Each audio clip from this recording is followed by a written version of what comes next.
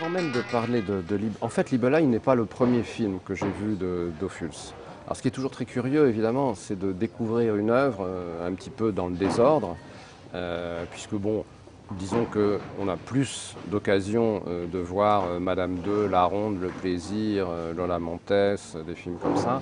Et ensuite, j'ai découvert Libellai.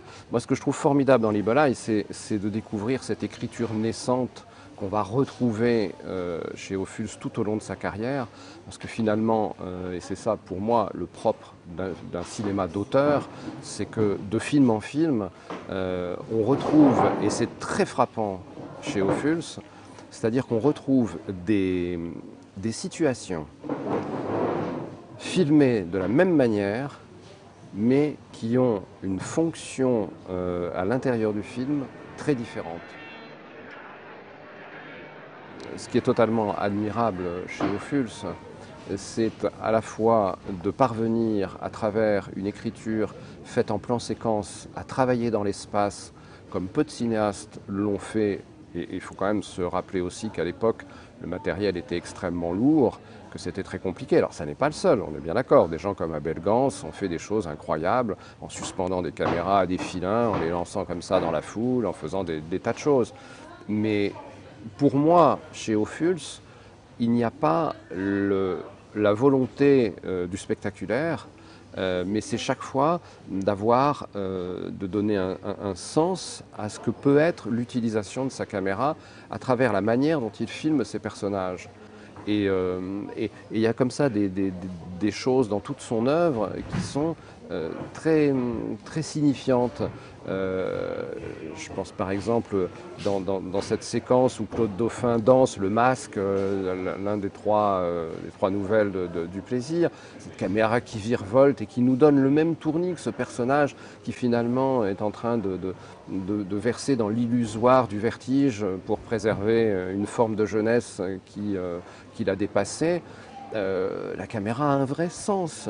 Lorsqu'on est dans la maison Tellier où la caméra n'entre pas dans la maison close puisqu'elle est close, la caméra a un sens avec ce besoin d'aller chercher des choses à travers la façade, par les fenêtres.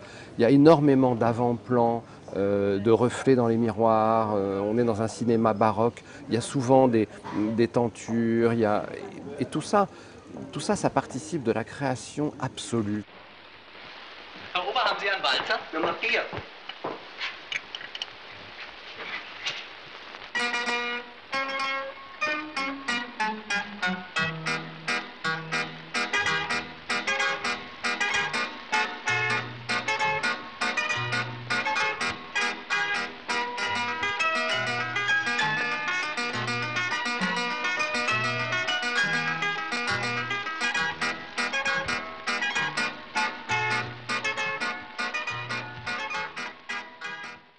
Le sentimental, c'est le sentiment. Et on est dans quelque chose d'extrêmement, comment dire, c'est très aigu sur tout ce qui porte le sentiment. Au début, il a fait des films qui étaient des films dont le scénario n'est pas forcément, on touche au mélodramatique. Mais d'abord, c'est pas grave parce que ça rend compte d'une époque et ça, c'est intéressant. Et ensuite, c'est quelqu'un qui privilégie les sentiments. La Ronde, ça n'est que ça. C'est vraiment, voilà, c'est les sentiments, l'amour. Lola Montes, c'est la vie amoureuse de cette femme. Donc, en ce sens, oui, je trouve que c'est un cinéaste sentimental. Pour moi, ça n'a vraiment rien de péjoratif, bien au contraire. Du, ich ertrage das nicht länger. Wirklich, ich kann nicht. Ich halte das nicht mehr aus. Sieh mal, dein Mann. Ich sehe ihn doch jeden Tag und ich spreche mit ihm. Ich muss ihm in die Augen schauen. Jetzt bin ich hier. Ich komm nicht los von dir.